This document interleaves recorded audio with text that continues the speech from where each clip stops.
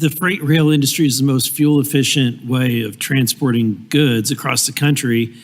And as we've heard today, even Republicans and Democrats agree that it's the cleanest form of transportation in the country.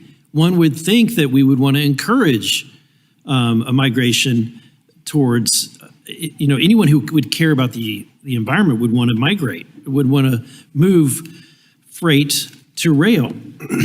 Why do you think that? What do you think is the real motivation behind this mandate? I think one of the biggest issues with the mandate is that there haven't been data analyzed for those who are impacted to truly understand all of the impacts of this cleaner air initiative.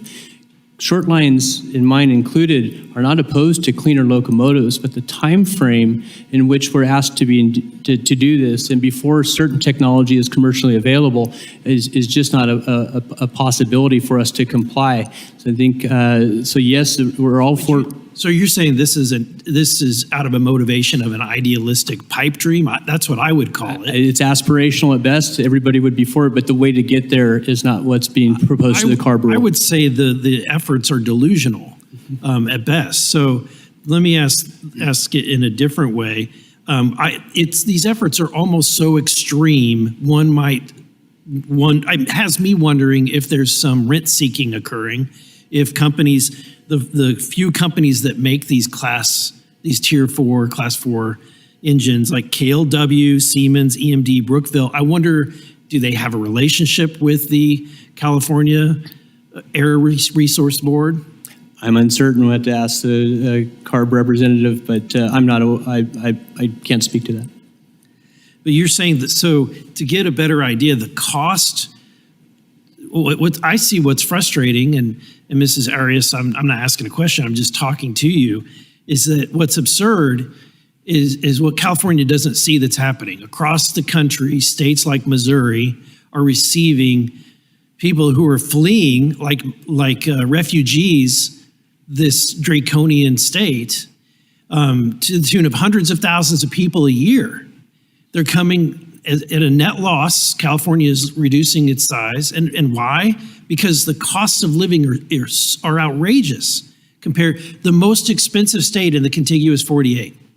Whether you're talking at all factors, transportation costs, the most expensive state, housing costs, food costs, everything is more expensive in California. And all you have to do is look at the people that are regulating the hell out of the costs. So, Mr. Nober, one might wonder, if you're trying to improve the supply chain, if you're trying to reduce costs, would this be a good avenue to do that? Well, I would come back to the point you made a little bit earlier, Congressman, which is that it's requiring the adoption of technology by a date certain that doesn't exist. And what winds up happening is that deters the adoption of new technology because businesses don't know if what they're buying is going to be they're going to amortize it over its useful life.